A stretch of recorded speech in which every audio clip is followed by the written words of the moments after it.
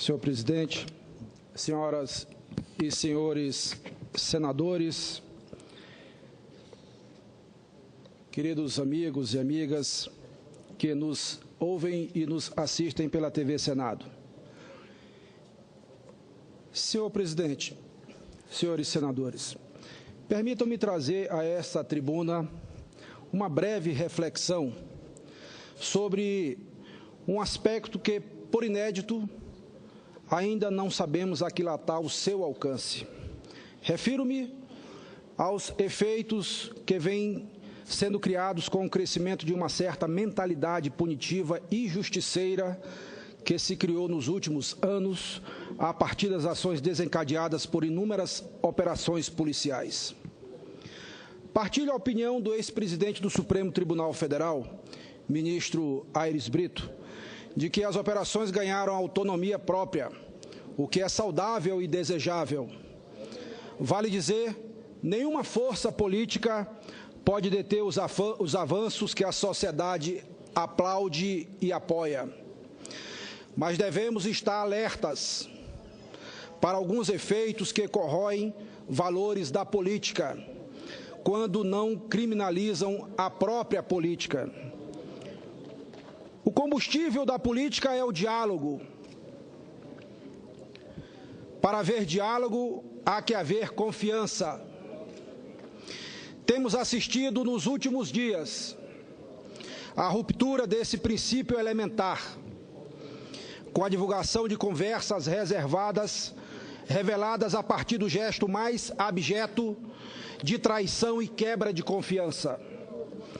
Ainda que essas revelações possam ser consumidas com júbilo no mercado da política,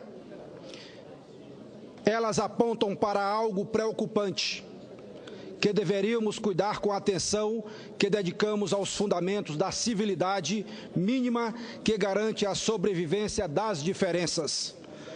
Nenhuma animosidade, nenhuma disputa política, nenhum contraste entre adversários pode estar acima do valor fundamental da confiança. Custo crer que tenha havido algum tipo de incentivo, senhor presidente, ainda que velado, de agentes da Justiça para que um investigado incrimine outras pessoas com expedientes tão abjetos. Que os delatores se arrependam e confessem os seus crimes, que apontem os cúmplices.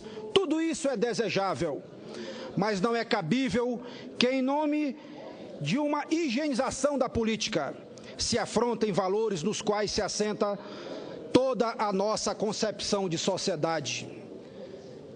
De tal modo, a traição é hedionda, que o mais misericordioso dos homens, Jesus Cristo, afirmou sobre Judas que: ai daquele por intermédio de quem o Filho do Homem está sendo traído, melhor que ele fora não haver nascido. Além disso, é bom que se diga, por mais moralizante que sejam as intenções, ao se transformar conversas privadas em espetáculo midiático, o efeito acaba contribuindo para a maior desmoralização da vida pública.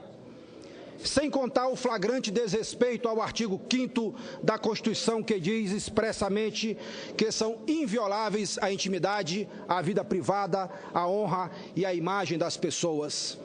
Não admira que o índice de confiança social das instituições políticas venha desabando a cada vez que é medido. Estamos criando um ambiente de desconfiança geral, que infelizmente já vem atingindo até mesmo o judiciário. Faz lembrar, senhor presidente Davi Alcolumbre, o personagem Simão Bacamarte, do conto O Alienista, de Machado de Assis, que, ao investigar os limites entre a loucura e a razão, acabou concluindo que todo mundo, de uma forma ou de outra, carece de razão e, portanto, merece ser confinado. Ao final, na impossibilidade de internar toda a cidade, optou por internar-se ele próprio, como o único representante da razão. Assim caminha nossa visão geral da política e das instituições. A quem interessa alimentar esse cenário?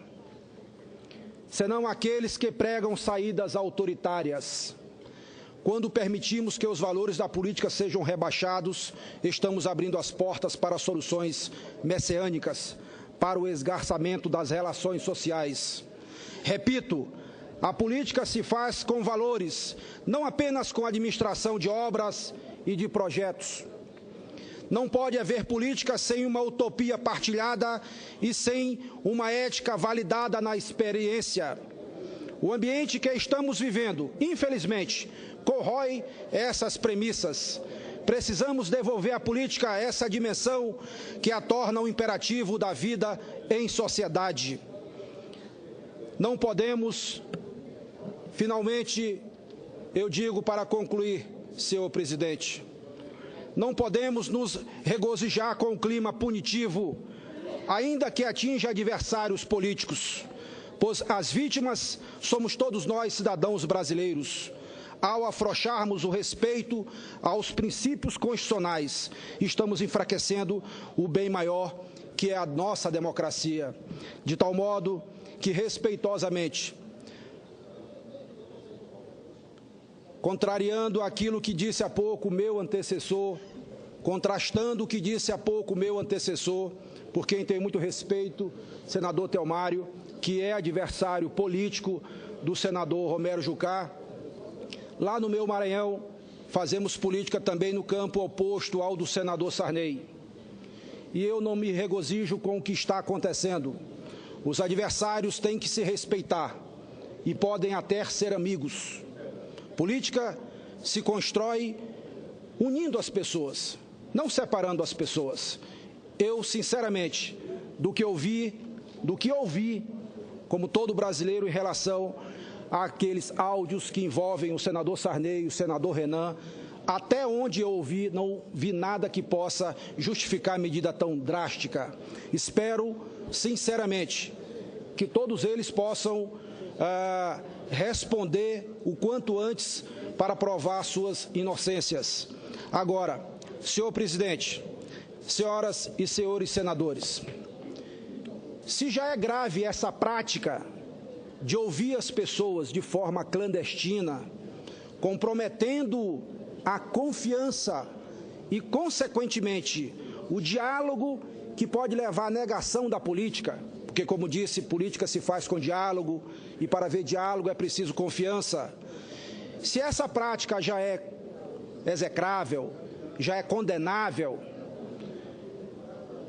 alguém poderia dizer: os fins justificam os meios. Para se promover a higienização da política, é preciso fazer isso. Eu não concordo, mas vamos admitir por hipótese. Agora, o mais hediondo de tudo, o que eu acho que é inaceitável sob todos os aspectos, muito mais do que a prática sobre a qual falamos há pouco, é exatamente o vazamento seletivo daquilo que é dito como segredo de justiça, de processo que corre em segredo de justiça, onde o próprio advogado da parte não tem acesso ao processo, mas a imprensa tem.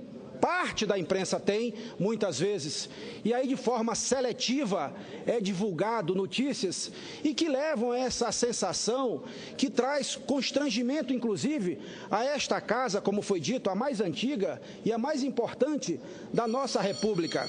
De modo que eu deixo aqui essa reflexão, deixo aqui essa visão conceitual. Aqui não vai defesa de ninguém, porque tem aqui senadores, colegas que estão habilitados, aptos para fazer a sua própria defesa. Percebe-se claramente um ambiente de constrangimento no Senado Federal. Esperamos que esse ambiente que está aí levando essa desconfiança possa ser superado com os fatos que possam ser trazidos a público. De modo que eu agradeço a confiança e deixo aqui essa reflexão aos meus colegas senadores e senadoras e ao povo brasileiro. Muito obrigado.